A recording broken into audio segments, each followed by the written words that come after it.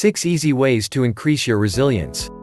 With all of the difficulties that life can bring, one must learn to be strong. But strength doesn't come naturally to most people. It's something that must be worked on and built over time. Still, learning to build up that mental strength is no simple feat.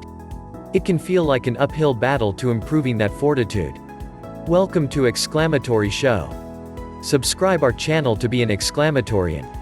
To help you out, here are 6 easy ways to increase your resilience. 1. Get some emotional space.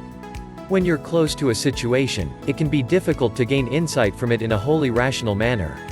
By nature, you can't be unbiased towards your own situation, after all.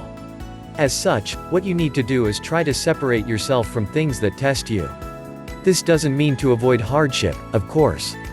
Instead, when confronted with hardship, it means to step back from it and put yourself in the position of an observer. If you were on the outside looking in, how would this look to you?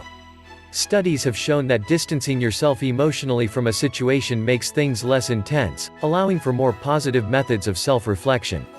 You can apply a similar concept to memories that haunt you. When these memories crop up, watch them as if you are watching a movie. Separate yourself from the person in your memories. It's not even a stretch to do, since you have likely learned, grown, and changed since that moment in time. When performing this exercise of self-separation, you can help the process by asking yourself questions such as: would an outsider looking in be able to see why this situation is negative for you? Would an outsider looking in be able to see the points of view of the others involved in this scenario? Could an outsider interpret a situation differently to you, or even be on your side at all? What would an outsider's fair evaluation of what they witness be? 2. Break the catastrophizing cycle. Catastrophizing refers to the act of imagining all the worst-case scenarios instead of the more reasonable ones. For example, when you hear about a storm hitting your city, you immediately fear that your home will be destroyed. If you feel ill, you worry about having a life-threatening disease. When you lose a job or fail a pitch meeting, you feel your career is permanently over.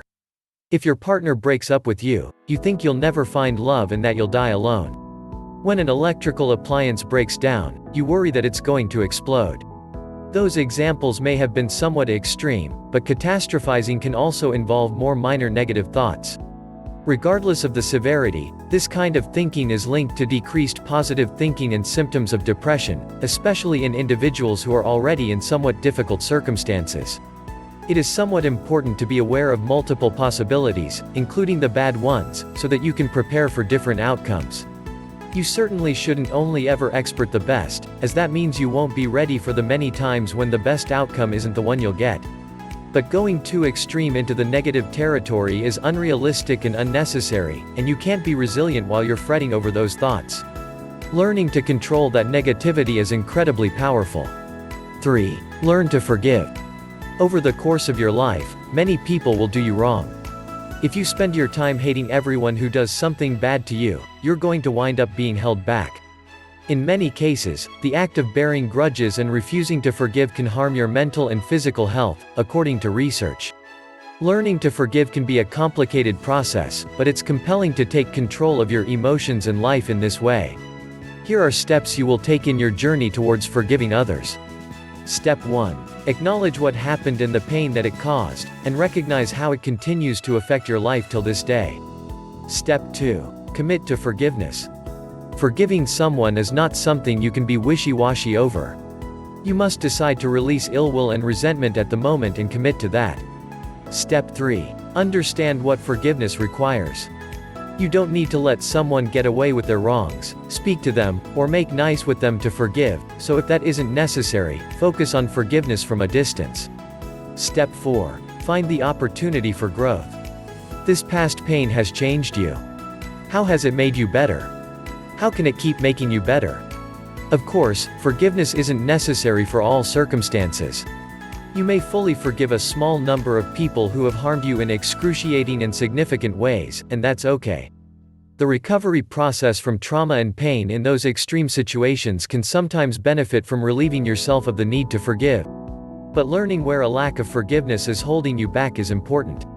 In almost all cases, forgiveness is going to have a more positive outcome for you. Learn to let go of grudges and move on with your life. You deserve better than to be held back by the pain of your past. 4. Have lots of positive thinking. Positive emotions and thoughts are crucial in becoming a resilient person. Life will throw all sorts of curveballs at you, and if you're in short supply of anything happy or positive, you could wind up in trouble as you struggle to stay afloat. This is based on a psychological concept called the broaden and build theory. This theory refers to positive emotions as adaptations that evolve over time to serve as mental and even physical resources for the body. The goal in life, then, is to gain more and more positivity to get rid of old negativity and become stronger through those endeavors. There are other benefits to learning to increase your bandwidth of positivity, though.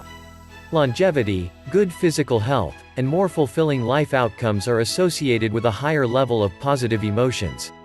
This means that these good thoughts don't just help you get stronger. They also help your entire life improve. Sure, it's difficult to stay positive in bad or disappointing times.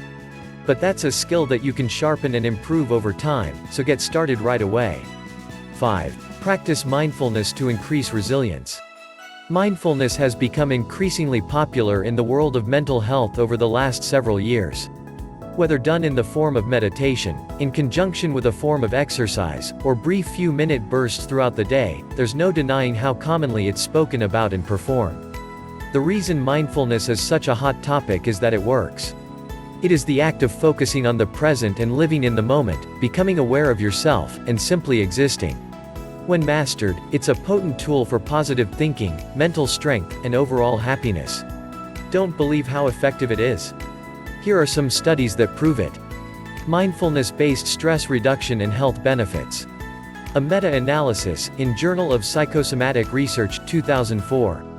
This research paper roundly showed the positive benefits gained from mindfulness treatment across multiple groups of participants with different health statuses and conditions. Mechanisms of mindfulness, emotion regulation following a focused breathing induction, in Behavior Research and Therapy 2006. This interesting study showed that 15-minute breathing induction exercises in mindfulness would allow for decreased severity in emotional responses to a variety of different images.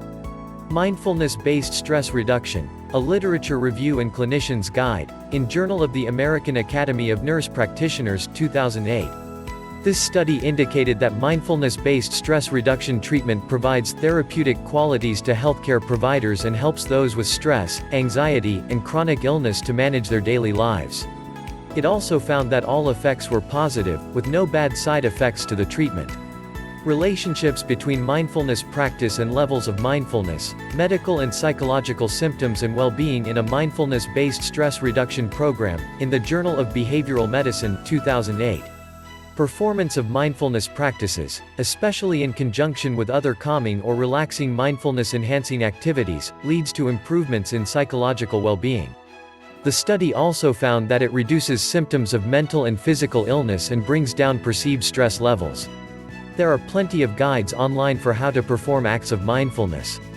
If you have a therapist, counselor, psychologist, psychiatrist, or similar medical professional, you can also ask them for tips.